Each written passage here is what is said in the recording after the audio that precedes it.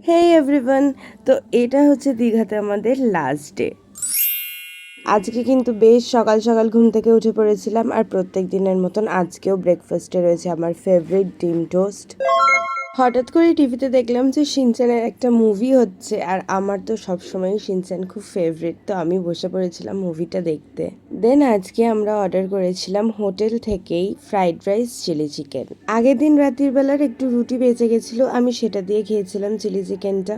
But এখানের খাবারের test মোটেই খুব একটা ভালো নয়। সকালে ছিল কিছু কাজ, তাই জন্য আমরা কিন্তু কোথাওই বেরোইনি। একেবারে সন্ধ্যে 7:30টার সময় আমরা চলে গেছিলাম ঢেউ সাগরে।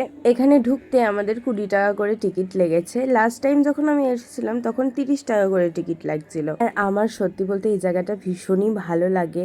তোমরা যারা বাচ্চা নিয়ে আসবে তারা অবশ্যই এই জায়গাটা একবার ভিজিট করো, ওরা কিন্তু খুব এনজয় করবে। হ্যাঁ হ্যাঁ, अब मैं अचानक से ही खतरों के खिलाड़ी में चली गई।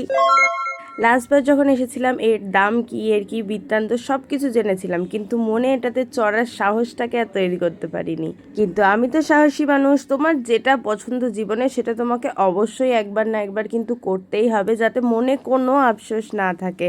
কিউকি জিন্দেগি না মিলেগি দোবারা। লোকে কি বললো, লোকে কি ভাববে, এইসব ভাবা বন্ধ করে দাও। লোকের কাজই এইগুলো করা। এইগুলো নিয়ে ভাবতে থাকলে সারাটা জীবন ভেবেই যেতে হবে, আর কিছু করা যাবে না।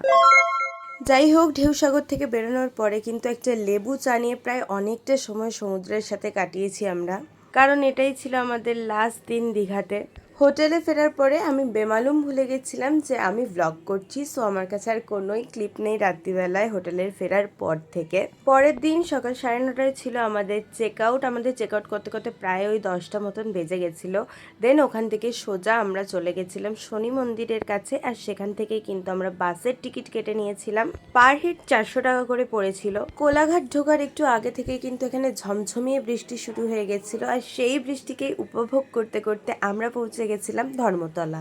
সারা রাস্তা জোয়ান ছাড়া সেরকম কিছুই খাওয়া হয়নি, কারণ আমাদের সিটটা পড়েছিল একদম লাস্টে। এমনি বাসে উঠলে আমার গা গলায়, আর তার উপর ওই চাকার উপরে সিটে বসে ওই দোলানিতে আমার আরোই শরীরটা খারাপ লাগছিল। তাই মেট্রো স্টেশন থেকে কিছু খাবার দাবার কিনে নিয়েছিলাম, আর একটা সুন্দর ললিপপ কিনেছিলাম আমি। ব্যাস, আবার পুরনো জীবনের ছন্দে ফেরা।